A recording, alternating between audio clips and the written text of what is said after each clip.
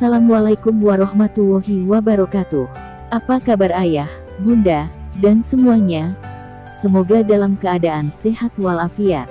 Kali ini, ND2 akan membagikan 4 posisi anak dalam Al-Quran, seperti apa? Dikutip dari NU Online, posisi anak dalam Al-Quran merupakan amanah dan perhiasan sekaligus penyejuk bagi orang tua. Akan tetapi, anak-anak juga bisa menjadi ujian dan fitnah, bahkan musuh bagi kedua orang tuanya. Penasaran seperti apa penjelasan posisi anak dalam Al-Quran? Berikut penjelasan selengkapnya. Pertama, anak sebagai penyejuk hati. Peringkat tertinggi, posisi anak dalam Al-Quran, yaitu sebagai penyejuk hati kedua orang tuanya. Anak-anak yang termasuk golongan ini adalah individu-individu yang bertakwa. Penjelasan tentang anak sebagai penyejuk hati orang tua bisa ditemukan dalam Al-Quran pada surat Al-Furqan ayat ke-74, yang artinya sebagai berikut. Ya Tuhan kami, anugerahkanlah kepada kami istri-istri kami dan keturunan kami sebagai penyenang hati kami, dan jadikanlah kami imam bagi orang-orang yang bertakwa. Melalui penafsiran para ahli kitab, yang dimaksud Qurrata Ayun di dalam surat tersebut adalah anak-anak yang soleh dan solihah, taat kepada Allah Subhanahu wa Ta'ala, serta berbakti pada kedua orang tua. Individu dengan perilaku ini diyakini tidak hanya bisa menjadi pemimpin bagi orang-orang yang bertakwa, tetapi juga menjadi kebanggaan orang tua di dunia dan akhirat kelak. Tentu saja, untuk memperoleh anak yang bisa menyejukkan hati orang tua tidaklah mudah. Orang tua perlu memberikan pengasuhan, pendidikan, juga mendoakan anak-anak tersebut agar tumbuh menjadi individu terbaik. Hal ini bahkan membutuhkan waktu yang panjang, sehingga diperlukan kesabaran dan konsistensi dari orang tua setiap anak. Kedua, anak sebagai perhiasan dunia. Posisi anak dalam Al-Quran juga dikatakan sebagai perhiasan dunia. Dalam hal ini, perhiasan dunia yang dimaksud adalah menjadi kebanggaan orang tua selama hidup di dunia. Kamu bisa menemukan pernyataan ini dalam surat Al-Kahfi ayat 46 yang artinya sebagai berikut. Harta dan anak-anak adalah perhiasan kehidupan dunia, tetapi amalan-amalan yang kekal lagi soleh adalah lebih baik pahalanya di sisi Tuhanmu serta lebih baik untuk menjadi harapan. Sama halnya seperti perhiasan yang memiliki nilai berharga, anak-anak harus disayangi, diperlakukan, dan dijaga dengan sebaik-baiknya oleh orang tua. Namun demikian, posisi anak dalam Al-Quran juga dijelaskan agar tidak membuat orang tua lalai dan lupa diri untuk beribadah dan taat kepada Allah Subhanahu wa Ta'ala. Tercantum dalam surat Al-Munafikun ayat 9, yang artinya sebagai berikut.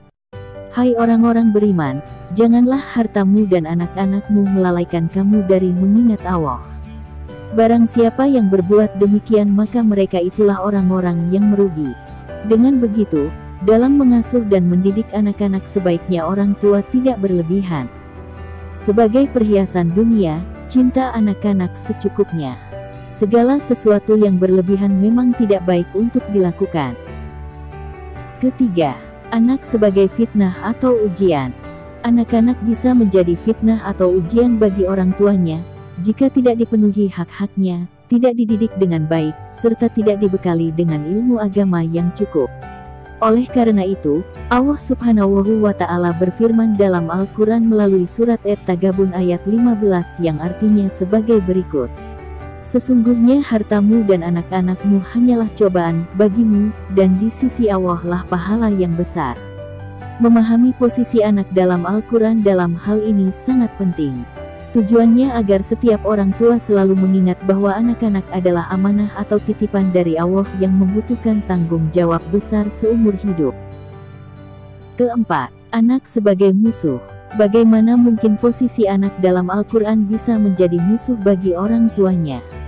Perlu diketahui, musuh di sini maksudnya adalah individu yang bisa menjadi pihak yang menghalang-halangi orang tua untuk berada jalan Allah Subhanahu wa Ta'ala, atau merintangi jalan ketaatan orang tua kepada Allah Subhanahu wa Ta'ala. Oleh karena itu, sebagai orang tua bersikap hati-hatilah agar tidak dijerumuskan oleh anak-anak keturunanmu kelak.